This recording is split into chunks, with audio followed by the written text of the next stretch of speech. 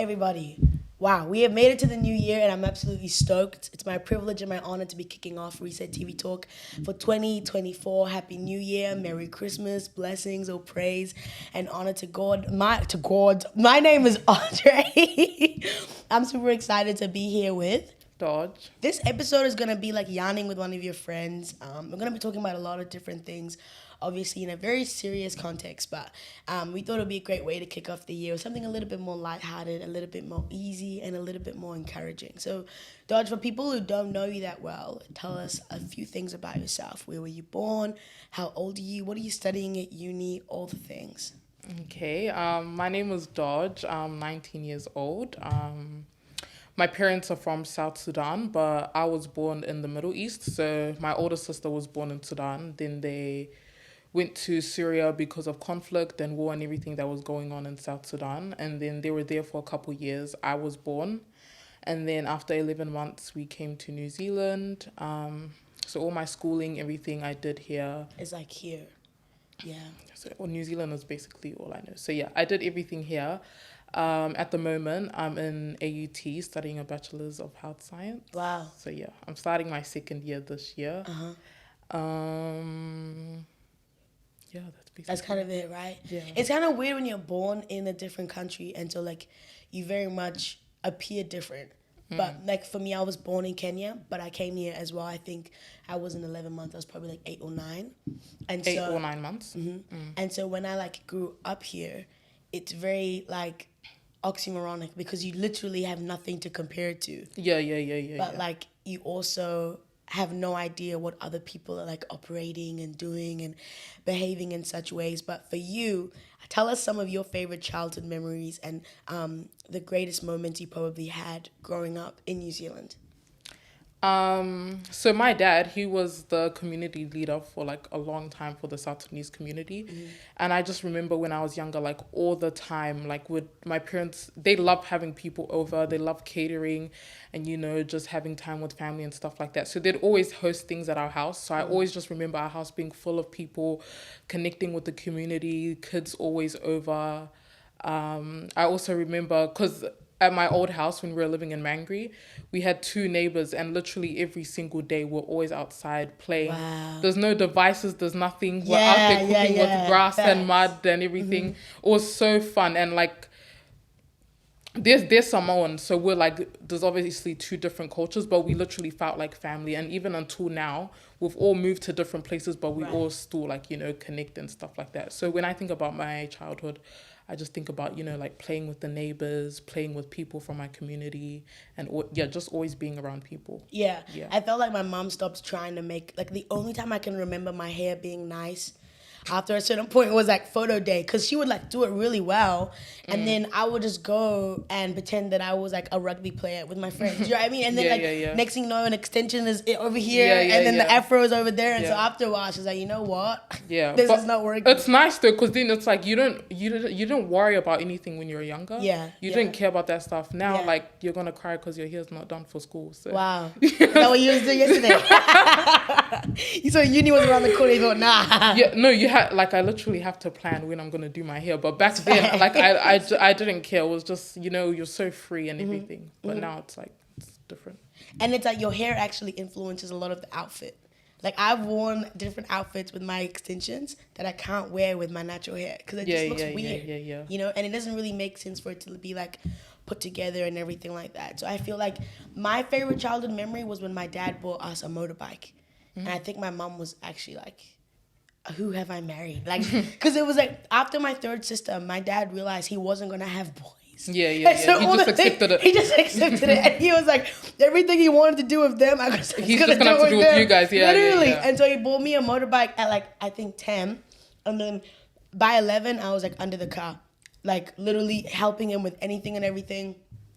On the roof, lifting couches, like doing all, because he was just like, well, I need help regardless. And like, I guess it's good for you guys to be learning these things. Yeah. And so when he bought us a motorbike, it was like my whole life changed legitimately, because it was like, this is insane. Like, the adrenaline rush on those things is like wild.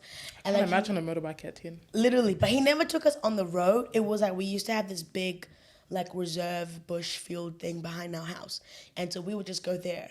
and just like ride it around and drive it and stuff like that. And so for you, what are some things from your childhood? Like you were saying, like back then we were so carefree. We didn't really have any sense of like awareness of like the way we looked and stuff like that.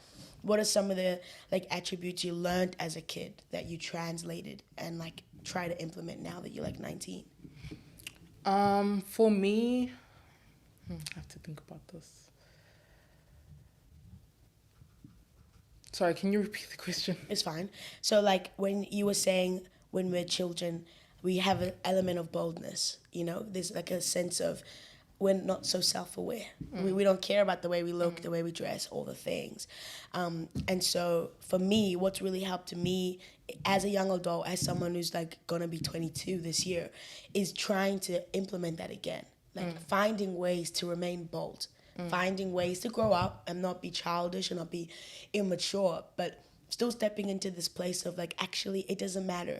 And not always having things put together, not always having the best extensions, or not always looking the way that the rest of the girls around me look. It's totally fine. Like implementing that boldness and that carefreeness we had as children. And so for you, is there something that you had as a child that you try to implement now that you're a young adult? One thing for me that I could say was, because as I mentioned before, like I grew up, my neighbors, they're Samoan and obviously different cultures and stuff like that.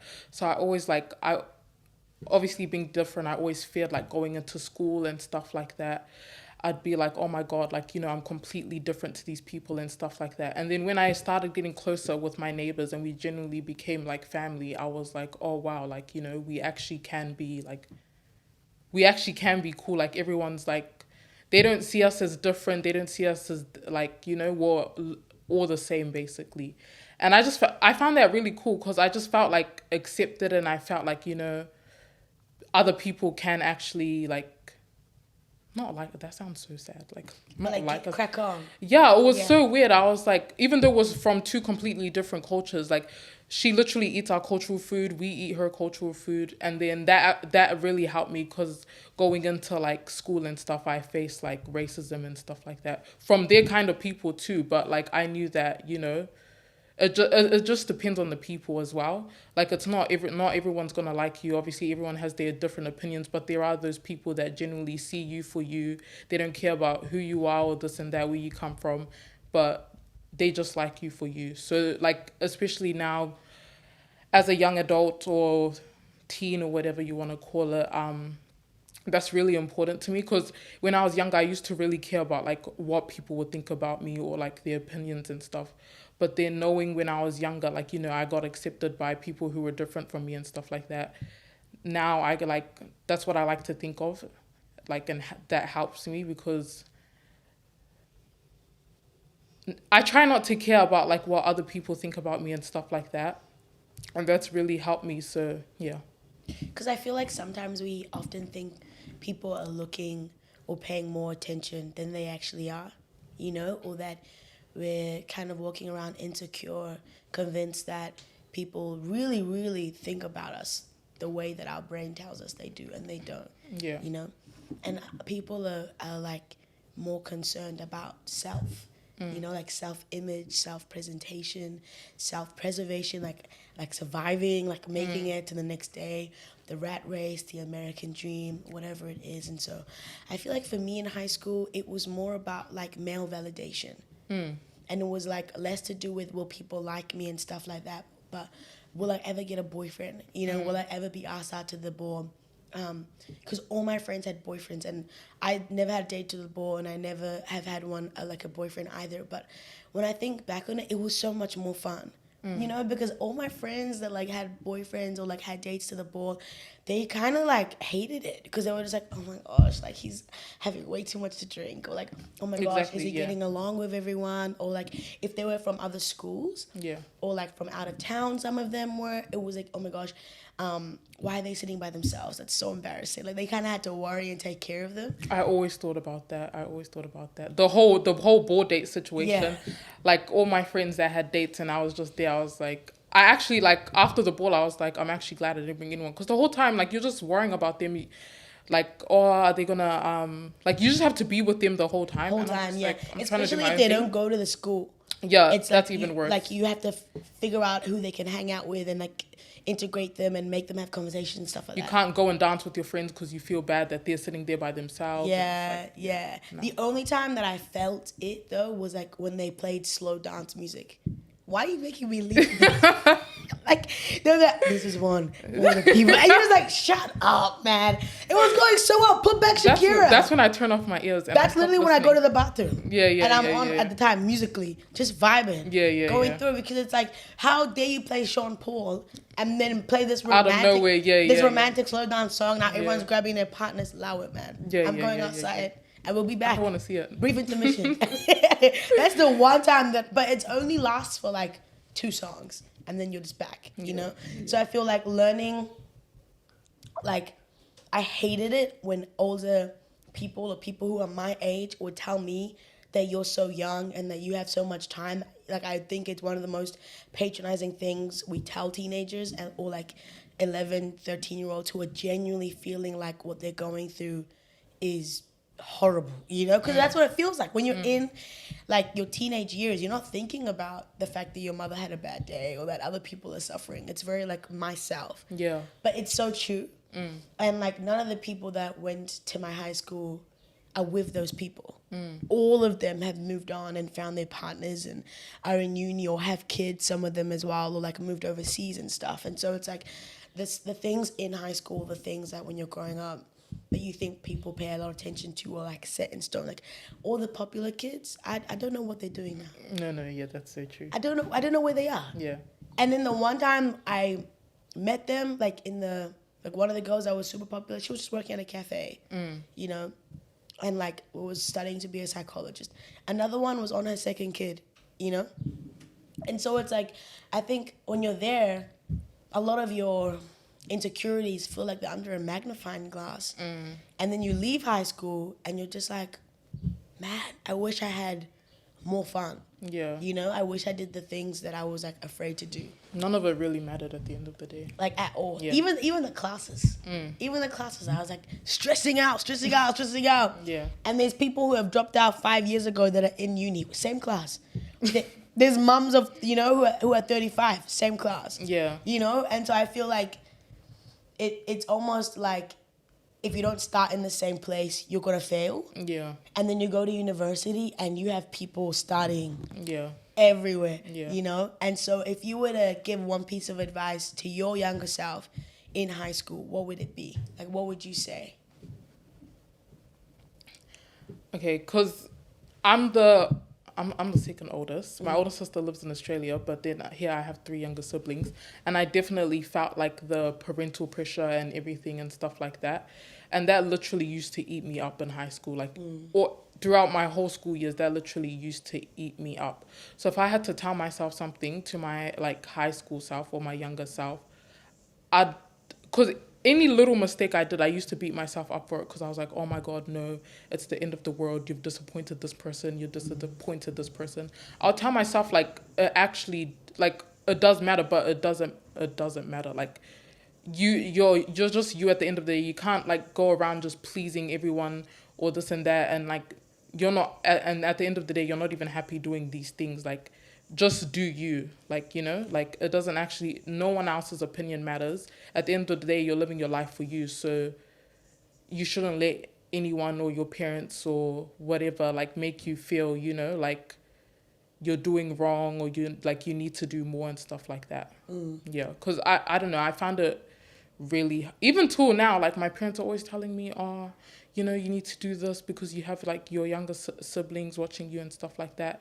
But I just started telling myself like it's okay to mess up, because I feel like when you have that pressure, like if you do one little thing, it's like no one focuses on the like good, they just focus on that one little thing. So I just started telling myself like it's okay to mess up, even though you do have people that like are looking up to you, like my younger siblings and stuff like that. It's better that they learn that it is okay to make mistakes than to believe that, oh, like, you know, she's perfect and stuff like that. So yeah.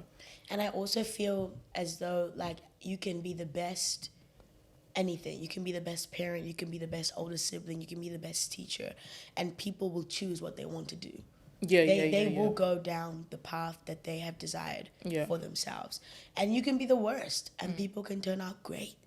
You know, and so I think for me, I am the oldest and I do have 2 younger sisters. And when I dropped out of high school and then eventually dropped out of like law, I felt I felt like the ground opened up beneath me and I was never going to amount to anything. But I just, in that same token, I knew that I wasn't supposed to be there, you know, and I knew that I wasn't made to study. I was made to be on the ground helping people. You know, I was made to be in the mission field. I was made to be speaking and writing. And like, I didn't want to wait 4 years before I became who I knew God had told me I was. I wanted to do it straight away. Which I think in that like other end is now, ironically, there were a lot of things I wanted to do that God says, okay, slow down. You know, like, okay, I see where you're going, but wait, I need to work on some things in you. And man, that was a really just like awkward week because my mom could not stop blaming herself or trying to understand how it is that somebody could leave law school after, like I had 3 scholarships, you know, and like I had done really well in high school. And then when I dropped out, it was like, what the heck? What's going on? Is she pregnant? Like, is she... They're like, rethinking everything. Everything but the fact that you're not happy. You know? And that it's okay to allow yourself to be like, okay, but if I could dream for just 1 second, what would I want to do?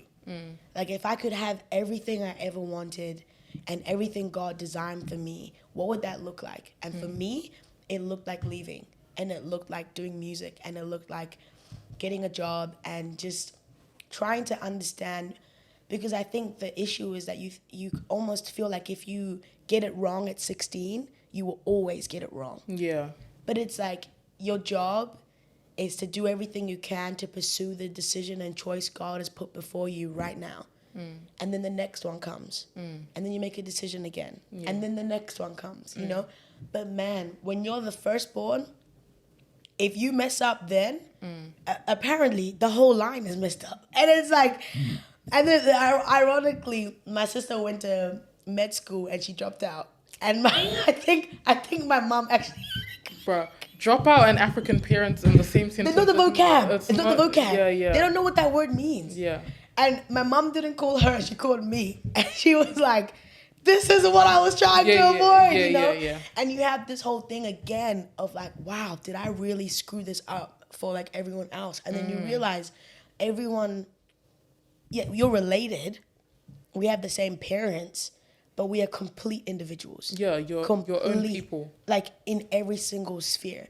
Like we have similarities. We look the same, you know, like we laugh the same. We both are super into music, but the fact that Joelle chose med school says a lot, you know, because I was not choosing med school. You would never see me. Was that something she always wanted to do though? And for you as well, law? Or okay. Well, everyone always told me I was argumentative and that I was opinionated. So it's like, oh, do law. But I think it's an environmental thing because when you grow up as a woman in a very like traditionalist like home and you see things that are wrong and you try to talk about it, it's like, oh, you're outspoken. And it's like, no, I'm just articulating what's wrong. And that doesn't mean that I have to now go out there and be an activist. It just means that we need to focus on the fact that we're hurting a lot of people. You know? That's so true. And so I kind of did law school because that's what people told me I was supposed to do. But I think now, being 21, I don't really know what I'm supposed to do, but I do know that I love music, I'm curious, and I love helping people. And whatever shape that takes is completely different every year. But I think it's okay to pursue that. Yeah, definitely. You know? I think parents don't understand that a bit. Like, well, they've never been given the liberty to. Imagine like living in a country where you can be a musician after living in a place where that's never heard of, you know? So I kind of get it. Like, if my kid came home and all I know is agriculture, is traveling, is fighting to survive, and they're like, I want to be a graffiti artist. What are you talking about? What's that? Nah, yeah, You're joking, you know? no. Yeah. No, I get that. Because it did, like, I think about it a lot as well because, like, it took them a lot to get to where they are right now. And obviously, they didn't get this opportunity for, like, back home and stuff like that. So when we came to New Zealand, they'd want us to, like, take advantage of the opportunities and the resources that we have here. So I do understand where they're coming from about us, like, you know, aiming high And going for it. Yeah, exactly. But then again, at the end of the day, like, if we're not happy doing, you know, something, because my little brother, he wants to do basketball, and my parents are always telling him, like, you know, that's a hobby, you know, you can't actually Yeah, they pursue said the that as a same thing. thing. Yeah. You actually need something that you can, like, study, and then basketball can just be behind that. But I don't see, like, for him, he's like, oh, why would I go pay money, study, and it's not even something I want to do at the end of the day. It's just going to be a waste of time and money. And I kind of get that. But then I do get my parents at the same time about, like, you know, they want him to do good. They want him to have a good paying job. They want him to be educated and stuff like that. So it was hard. I see both sides. But at the end of the day, like, I think if you're happy, that's all that matters. And if you're doing what you want, then, yeah. And having success is like, it's very ambiguous. You can be an amazing business owner. You can be an amazing mom. You know, like in all things, achieve greatness. Yeah. That's so true. We're going to take a break. This has been part 1. And I'm super excited for part 2 and to delve into some things that we've kind of unpacked here. But we'll see you guys soon.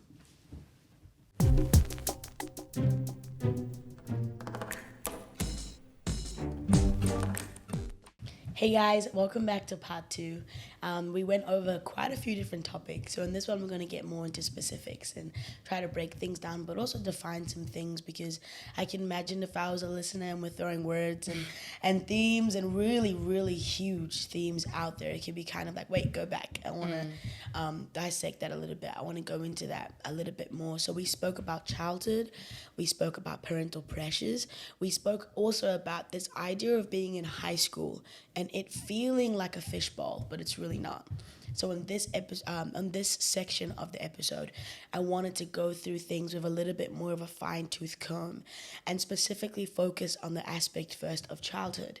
One thing we mentioned when we were talking about off cam was like how kids these days are growing up super fast and how a lot of the things they have access to have equally matured as much as it has debilitated them. And so you have a lot of kids that are moving forward and being exposed to a heaps of information. Yeah. But in that same token, we have this huge wave of laziness. And we have a lot of kids that can't focus for like more than 6 milliseconds. Yeah. And we both have younger siblings and all the things. But one thing I noticed was the attraction to the outdoors. You know, I have a lot of, like you were saying, when we were younger, we didn't have iPads and laptops. I think my first thing was a tablet and I was 14, you know, and that was like the first kind of exposure. We had a computer, but my dad only had like Google and like Sudoku or something like this. Like it was like a snake game. I have no idea what it's called. And so a lot of the ways you entertain yourself outside of school was being outside. Yeah. Doing whatever, I don't know. But nowadays you have a lot of people outside making TikTok videos, really good at makeup, really good at style, you know, really able to put together different things. They're suddenly aware of their bodies. And you have a lot of like exposure. And so for you, when you look at things comparatively, what do you think the differences are? I think those are the main ones, is like makeup, clothing, and information. But what do you think? I agree. Like, another thing is like devices and stuff. Like when we were younger, like obviously we'd be playing outside and stuff like that. Now when we get together, kids 8, 9, they're all together, but they're all on their like devices. It's like no one knows how to have a conversation anymore. Like at times we're just like, guys, everyone put your phones down. Have you? This one time we had a like gathering at my auntie's house, and like, for the first time, we're like, guys, let's just put our phones and our devices down and let's just actually talk. And then we ended up actually having a like really good conversation. It would be gas, bro. We're bringing up topics that we didn't even talk about. Even like everyone was talking, people who don't even normally talk. Like everyone was just having a good conversation. And I was like, wow, this is so good. Like, it's really sad to think that, you know, like people are just so closed off, and they're just so like, you know, into their devices, the internet and social media, which isn't even healthy nowadays. It's actually like badly impacting people and kids and stuff like Yeah, that. you'd be like Austin McBroom. Yeah, that's a whole That's a different topic. whole different story. Literally. Yeah, but like they're just so into that stuff, and then I don't know, they just forget how to have a conversation and just like be around people, which I find really sad. The whole makeup thing too. I go on internet, like someone's posted this whole time. I think they're 21. 10-year-olds. They're 13 Know years how to old. do eyelash. I know. I'm like, what the? Shocking. I don't know if it's like society pressure, or they just feel like, you know, like, I don't know, like why they have It's a desire to grow up. Yeah. But it's presenting differently. Yeah. You know, because obviously we all played with our parents' makeup. I was always wearing my mom's wigs, my mom's high heels. I don't think that in itself is perverted or that it's wrong. But it's like you have people who actually have the access now, you know, and it's like, whoa. It's crazy. And even like, because my sister, she's still in high school. She's year 11 now. She comes home telling me all this drama that's happening at school, like people going through relationships, this and that. Like the stuff she's told me is crazy. And I'm like, what the actual hell? Like these kids are not even kids anymore. They're like grown-ups. Yeah. And I'm like, you guys don't want to be this. Yeah. Be a it's kid. not fun up here. Yeah, so just be happy where you are. Because I used to say that too. I'm like, oh my God, I can't wait to grow up. And it's obviously because then you get to do grown-up things. But then when you get here, it's like, oh, you know. But grown-up things come with grown-up responsibilities. Exactly, yeah. So, like, there's responsibilities that come with that. And I don't think we talk about that side. Do you see what I'm saying? Like, I remember I was watching this video, because like in the Christian community, especially with girls, it's like the most idealized thing. It's almost like your entire purpose is just to get married. Right. And so you have a lot of girls who are pursuing marriage, who are going after marriage on earth, and I could unpack that for 2 hours in itself, because we already have a great bridegroom in God. But it's like a lot of people want what they think the sum total of a relationship is, which is romance, which is vibes, which is laughter, which is passion, which is friendship. But a huge part of marriage is like none of that. Yeah. And it's okay. Like it doesn't have to always be these intense highs. It's okay if things come back down and it plateaus. Like one thing I noticed was like, me personally, I don't mind silence. Like if we're talking and the conversation kind of ends, cool.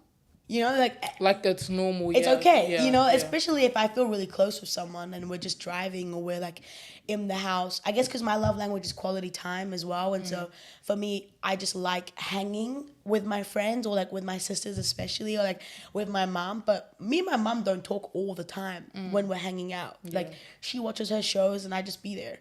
It's just like the presence, you know? It really is. And the silence is not an awkward thing. But I don't think we know how to have that. Yeah. Because when the minute we are understimulated or we're no longer being like intrigued or entertained, we try to find something to substitute it. Yeah. You know, which is like what I've had to learn. Okay, I feel like this is awkward, or like I'm in a line, even in being in a coffee line, and you don't want people to feel like you're weird or whatever. I just pull out my phone. What am I doing? I don't know. That's so mean. Why? Because I don't know just how to stand there. Yeah, that's so and it's true. like, yeah, that person's talking for ages, but you could just stand there, you know?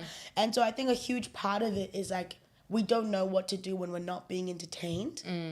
And so we try to satisfy ourselves. And then the way we've satisfied ourselves is by exposing and introducing new forms of information. You know, the scariest thing was watching like so many of like the MTV Awards and like seeing the different dance moves and things going on in the background. And I realized the reason why a lot of musicians keep pushing the line is because they did the whole cute thing. Now it's done. Move on. Now they're going to do like, I remember Billie Eilish wouldn't wear half of the stuff she's wearing now, which is okay. But it's because the baggy look was no longer working. People were unsatisfied by it now. We need something new. Give us something new, you know? Yeah. And so I feel like we've lost our inability to be like, how's your day? Good. Oh, cool. Nice. Yeah. You know? Yeah. And that's okay. Like it doesn't always have to be filling silence or like filling in the gaps, you know? Yeah. And so when you kind of transition from childhood to high school, we spoke a little bit about like self-awareness and insecurity and that kind of thing. What would you say was that moment for you when you realized, outside of like your neighbors, and like that relationship you had, that made you feel like, actually, like, I think there's a little bit more to my life than what I've made it? I feel like for me, year 10, year 11 is when I started like developing my own personality and stuff like that. And I'd say through like experiences that I went through in school, losing friends, drama, and all that stuff, I kind of like I just kind of had time to myself, and I just started thinking. And I know I wasn't happy because the people I was surrounding myself with, the environment, they were just all so negative and stuff like that. I just started thinking to myself, and I was like, it's not all like I used to always worry, like think about this person, how they feel and stuff like that. I was always like about other people. I was never like, it was never about me. And I was like, yeah, this has got to stop. Like, like you need to own your own world. Like, it's not always about other people. And I just started like taking more time to myself and thinking about what I like and stuff like that. And I'd say in year 13 is when I was like, I don't know, I actually felt like I learned so much stuff, and I felt like I was actually becoming like my own person. I also, because I was a prefect in year 13, so I had like a big leadership role and stuff like that. And I don't know how much of an impact I was having on other people, but I did. And as a prefect, you do so many things, and I got so many cool opportunities. And I was like, actually started doing stuff I like. I was finding and learning more things that I liked about myself. And I was like, I think like, like I can do this, like, and I don't have to like, I started like telling myself it's okay if you like, because people will tell you, oh, especially in year 13, they ask you, oh, so what are you going to do? What's your plan? And stuff like that. And I used to always panic because I was like, oh my God, I genuinely don't know. Obviously, like growing up, I had an idea of what I wanted to be. I was like, I wanted to be a teacher and stuff like that. Or I wanted to be, I wanted to go to mid school. I had like all these different ideas. And then I just started like, I don't know, I started telling myself that like, it's okay to not know what you want to do. And this pressure of like, you need to know, you're about to finish high school, you need to know what you're going to do. I was like, no, it's actually okay that like, I don't know. I'd rather like just explore and search and find what I like instead of getting myself into something and then at the end of the day, I don't even like it or I'm not happy. So I was like, okay with myself actually like, exploring and like figuring out what I wanted to do and like taking my time. So yeah. And I think life flows. Yeah, exactly. Like there's a fluidity to life that we often kind of neglect. It'll just go from one thing to another, and it's gradual. I understand like the intensiveness. Like I have a lot of friends in biology, and it's completely different life patterns to me, But I think one thing that I've really appreciated in this moment of like just getting up, going to work, making lunch, and really slowing down in life is it just goes from one thing and then the door closes and God opens another. Or it stays open for a while. And that's okay. It doesn't always have to be these really insane movements. Like it's okay if life kind of sits and then you make a really random change and it goes, But I really, really like found myself in year 13, but I think actually at 20 was when I was like, oh, that's what I'm gonna do. And it's not a specific thing.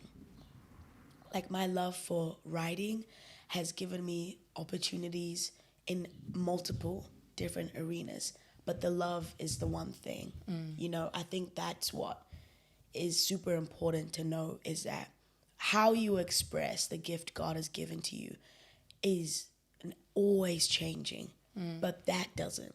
I will always love music, I just will. And there's like videos and photos of me being 3 years old with a bottle in my hand, like singing to my mom, And I did my first musical when I was a kid as well, and I was always charismatic. But at the time, it was through jazz band, it was through musicals, it was through writing songs. Now it looks like music production, it looks like doing music for voiceovers and for ads, like, but the passion, that doesn't change. Yeah. You know. Yeah. Yeah, I'm excited for part 3. We're gonna try and round it up and hopefully leave you guys with more tools on how to navigate 19, how to navigate 16, how to navigate 21. But the main thing is release yourself of all pressure, because stumbling is not that bad and it's not that scary, and the other side is not terrifying. But yeah, we're gonna go to a break and we will see you guys in part 3.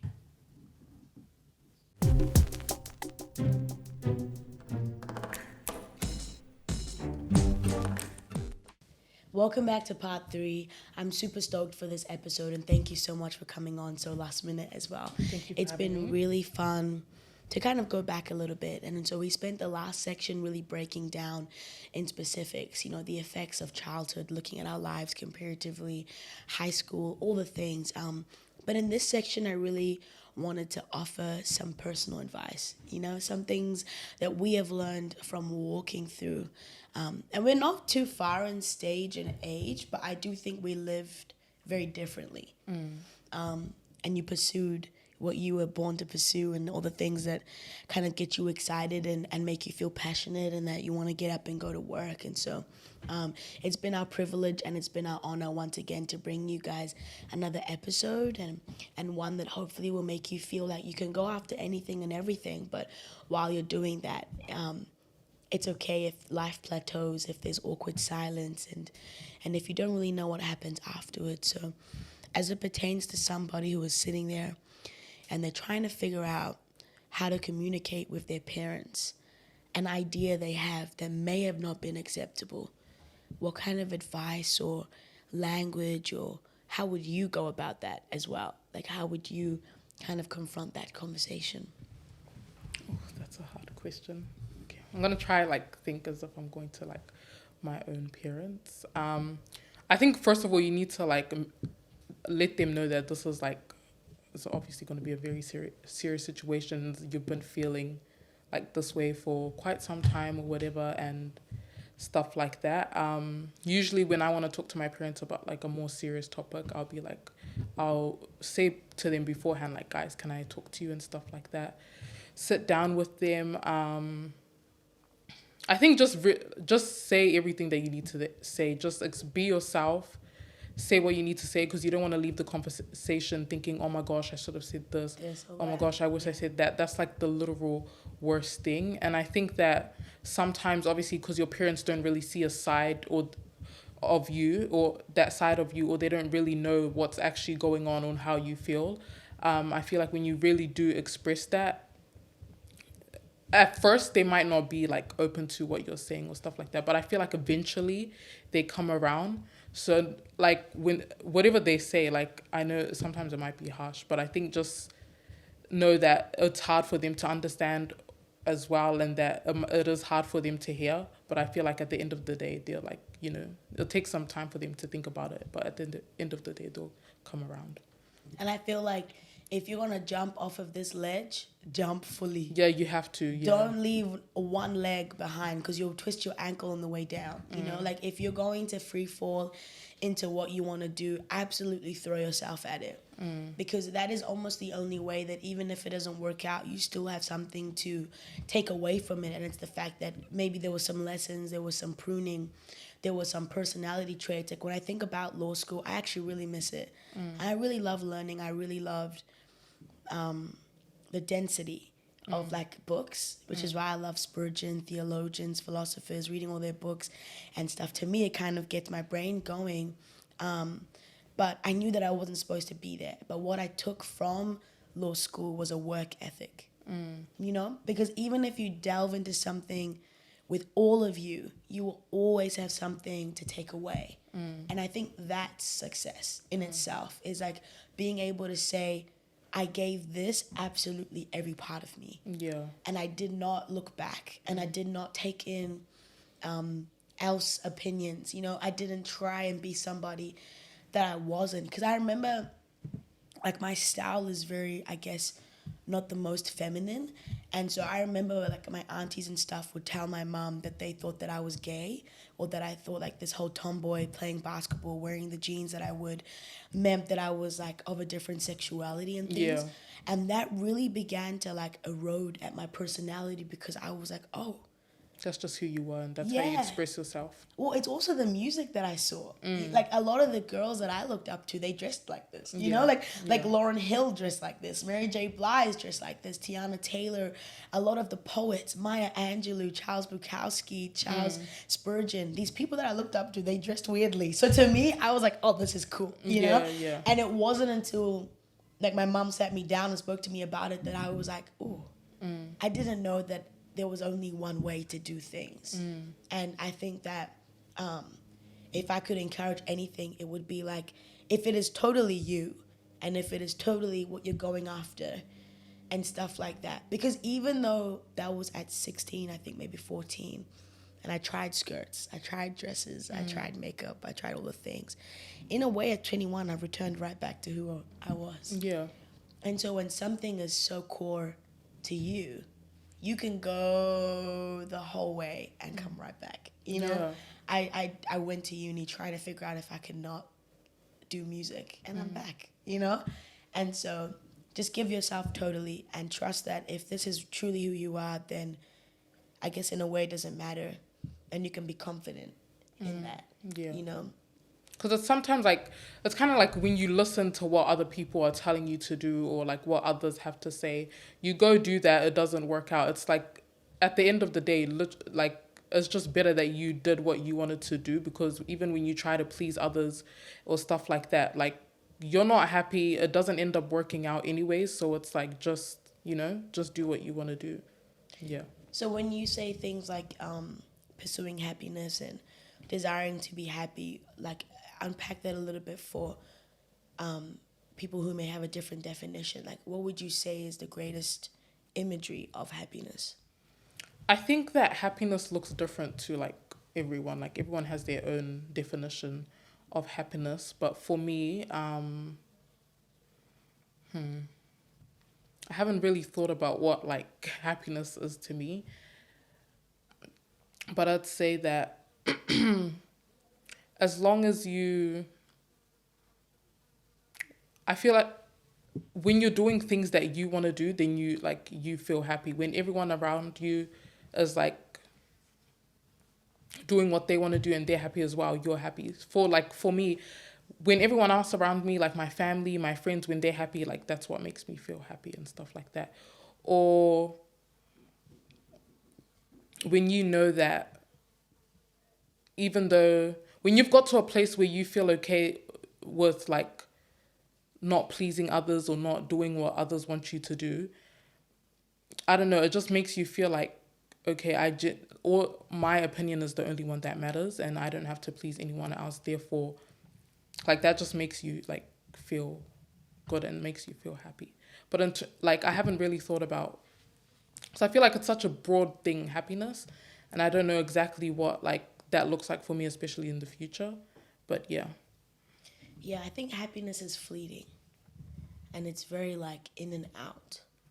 And I think for the sum total that you experience happiness, it's greater in what you experience in suffering, you know, or in like trying to figure out how to get to that thing. I think what's more important is joy. You know, I think joy is something that if we can figure out how to implement it in all things, because sometimes people think happiness is treating everyone horribly and prioritizing themselves, and that's the greatest way to experience happiness, you know. And other people think happiness can be, you know, going to a brothel, you know, and I think happiness is almost too ambiguous. There are almost too many ways to like go after it, and unfortunately it always seems to be these really high points. But what I've found lately is that if you can kind of find it in the mundane, like trying to find joy in the fact that you just get up, go to work, pray, come back. You know, like finding ways to experience a purity of joy when life is so boring and it's the same as it was yesterday. Because when I look at young adults, and my opinion is very biased, I acknowledge, because I believe in God and I know that He is the only truest form of joy. Those who don't, a lot of what it looks like is trying to find adrenaline rushes. You know, like you have people who drop everything and travel around the world trying to climb the highest mountain so they're able to say, I climbed the highest mountain. You know, or they try to date the hottest girl to be able to say, this is happiness, to be able to walk around with this person on my arm. And it makes me very heartbroken, because 9 times out of 10 those people are sitting in bed at night wondering what they've done with their life. It's like a moment thing, like It the moment is. thing, yeah. It's so fleeting. It's so inconsistent, and it's very just like not reliable. You know, and so if I could encourage anyone, it would be to not always look at life as these high points, because so much of it is the beauty in these plateaus. You know, just going out for a walk with your friends, that's beautiful. You know, experiencing, like you were saying, like hanging out with your friends, putting their phones down, and just yarning with people you've probably never spoken to before. Yeah. You know? Yeah. We're about to wrap it up and we're about to bring it to an end, and I really want to thank you for coming on. It's been really, really fun. I've really enjoyed almost feeling like I'm talking to like a friend and a sister. But before we close it up, is there anything else you kind of want to touch on or close on? I hope anything that I've said today has like impacted at least someone, even if it's like one person.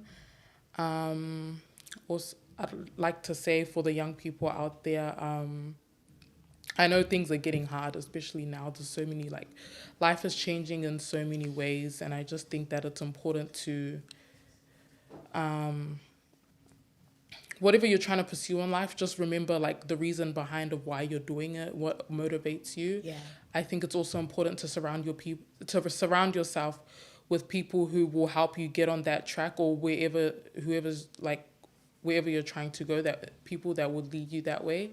I also think that it's important for young people to also start, I don't know, they need to talk more, not only like just like having conversations with their friends or whatever, but with whatever you're going through. I know that there's so much young people that are just holding in and bottling so much things that they're going through to themselves. And I just think even if there's just that one person that you can talk to or confide in, I think talk to them, because for the longest, like, I'm a very introverted and bottled person. Like, I always keep everything to myself. But I wouldn't say up until recently, but I found that person where I can just tell them how I feel, how my day was, how this conversation, how this interaction made me feel. And it's just so nice to, like, you know, just let go and, like, just talk to someone about how you feel. So, yeah. Yeah, that's really amazing. Yeah. It's been once again my privilege and my honor to be able to meet with Dodge today and meet with another incredible person. And I'm so excited for this season and for this year and what Reset TV Talk is going to bring to the table. I've been your host, Audrey. Have a good rest of your week, and we'll see you guys in the next episode.